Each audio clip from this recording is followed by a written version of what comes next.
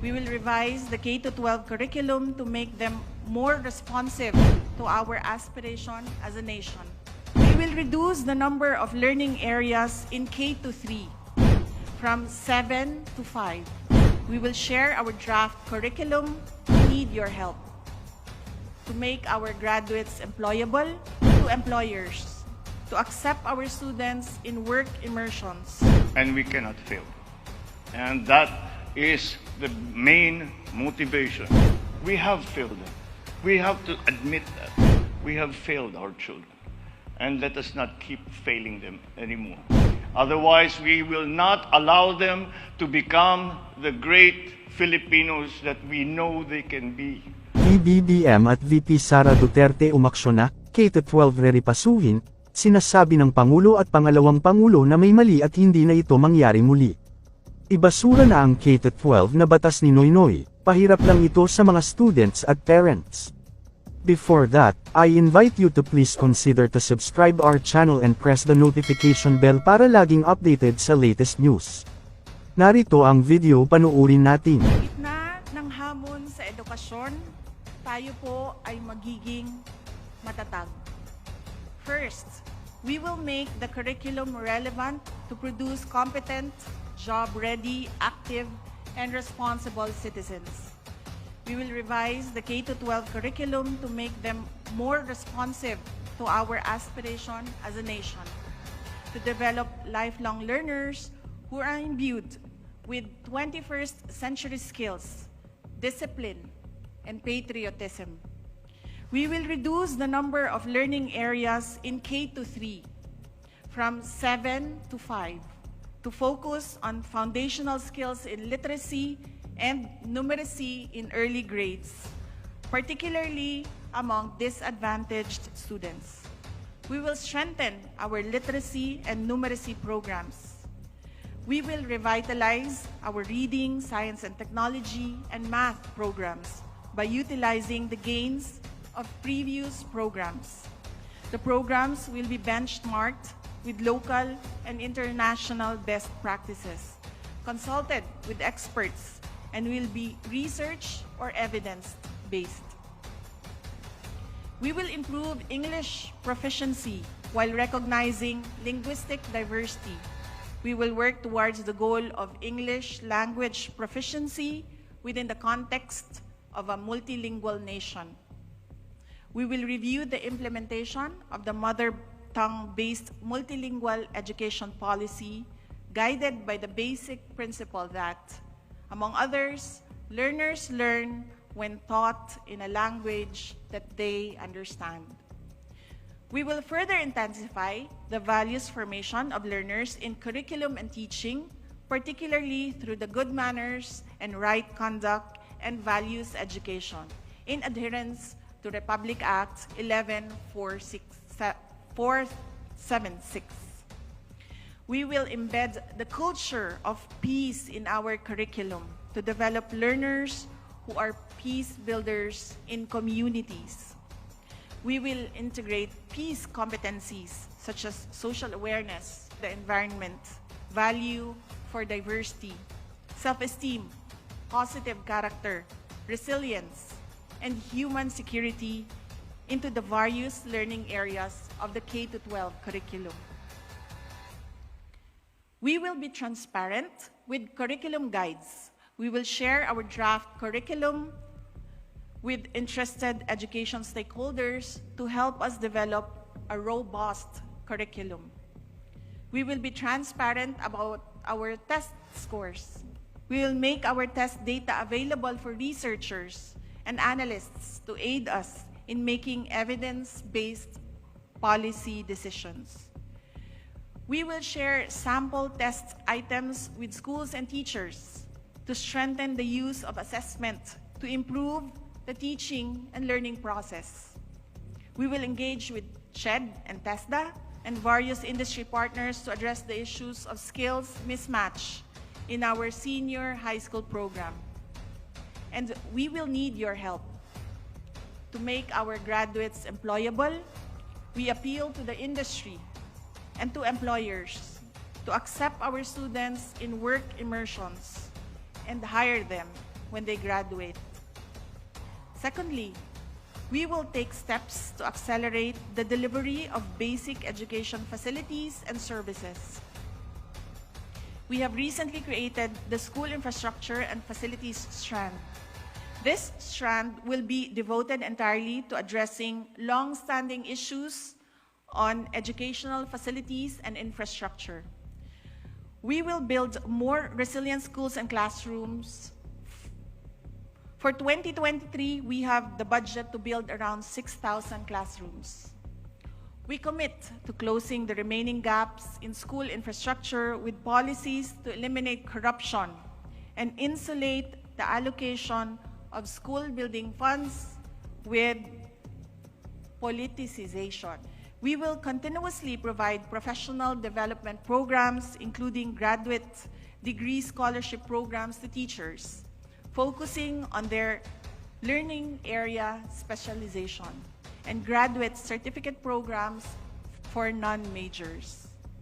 We will provide support in terms of innovative, responsive, and inclusive teaching approaches following the Philippine Professional Standards for Teachers. We will capacitate our teachers and learners in utilizing technology in remote learning to maximize the benefits of digital learning. We will provide training and other learning and development interventions for school leaders, namely the school heads, supervisors, superintendents, and assistant superintendents, so that they can better support our teachers to teach better. We will remove non-teaching tasks and provide administrative officers in schools. We will provide adequate manpower complement in schools, manage teachers' workload, and compensate teachers for unique school challenges. We will fast-track the implementation of the career progression policy so teachers get more opportunities for promotion. We will strictly implement the merit selection policy so that human resource recruitment, selection, and appointment to vacant positions in the DepEd are based on key knowledge, skills, attitude, and desired behaviors, and not due to any form of intervention from other government personnel or similar entities outside of the Department of Education.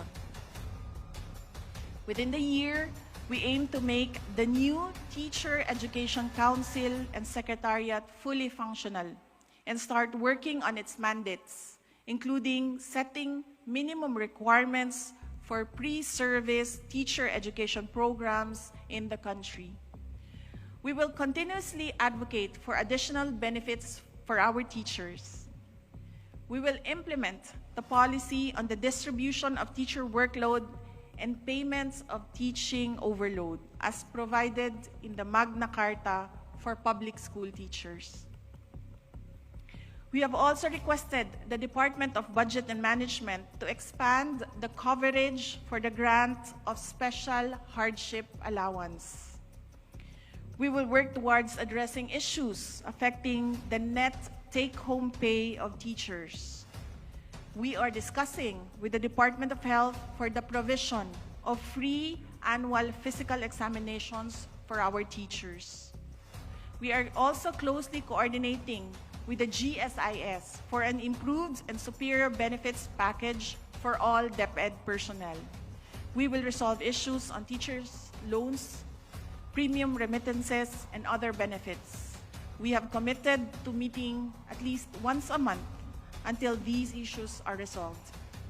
Lastly, we are looking to provide free legal assistance facility for teachers on matters concerning loan contracts, obligations, and cases. It is an honor to join you today for the first part of the Basic Education Report. And it is particularly important, as we were noting during this, while the Vice President was speaking, that this has been the first conference of this kind for many, many years. And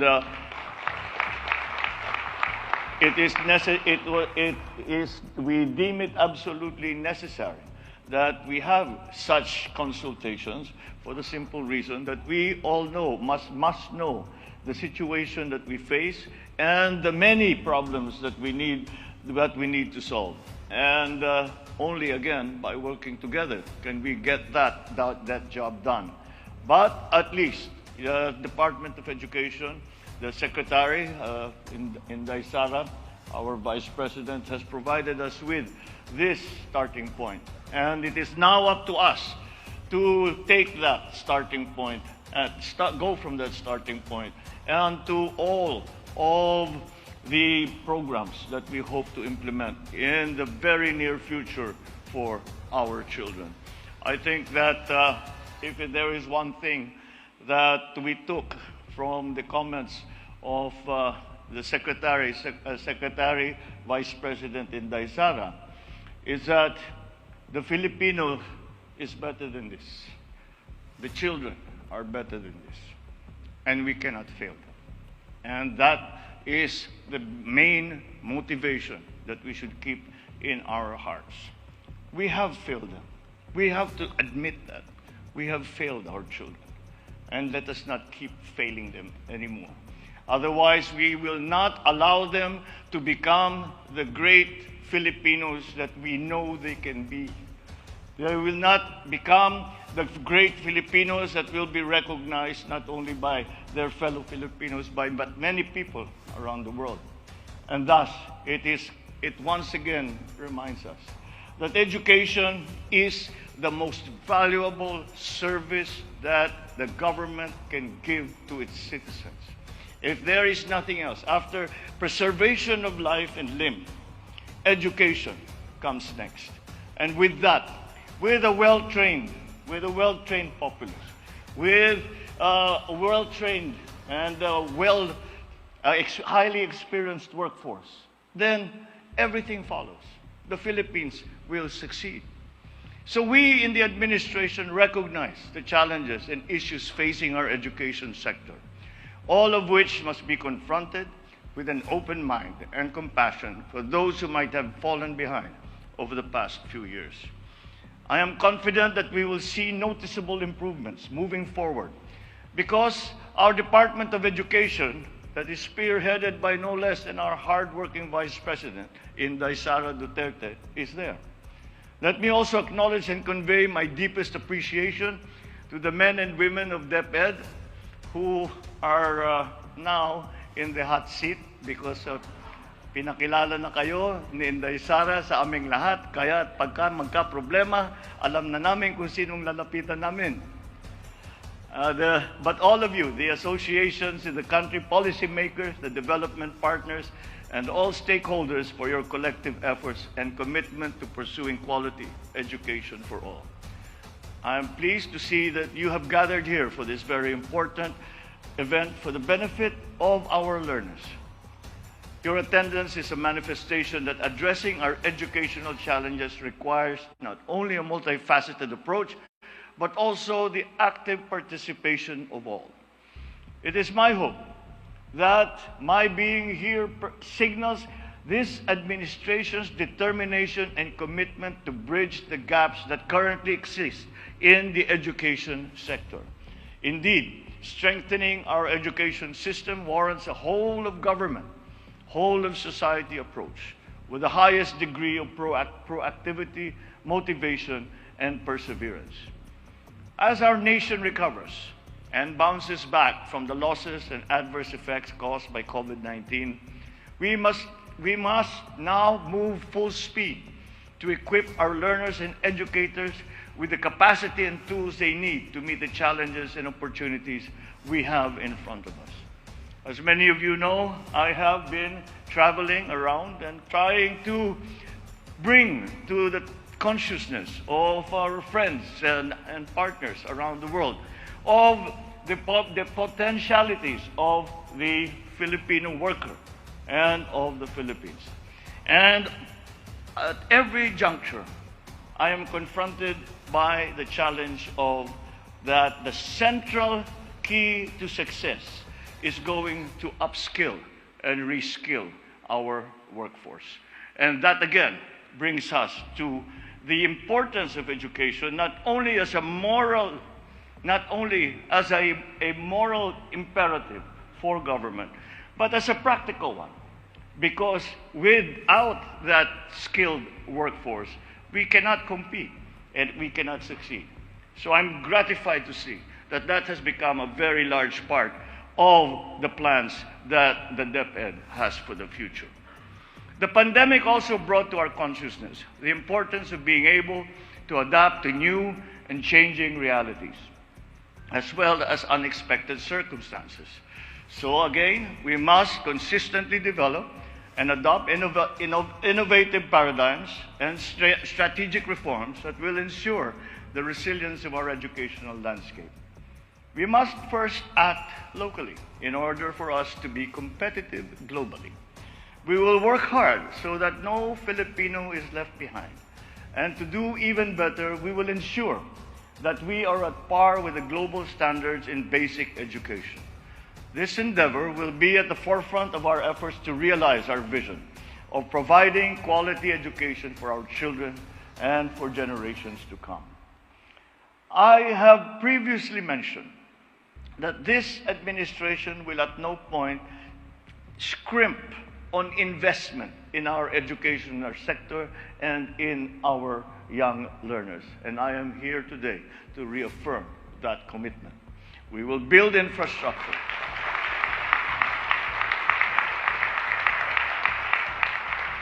We will build infrastructure that will provide our learners, teachers, and the entire academic sector with a healthy and safe environment that is conducive to learning.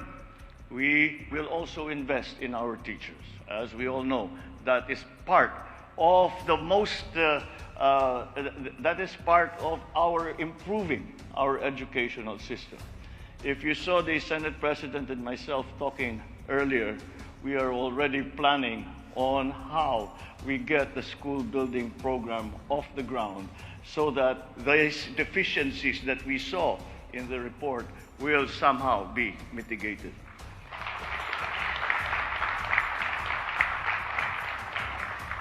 Our teachers are there because it is a vocation.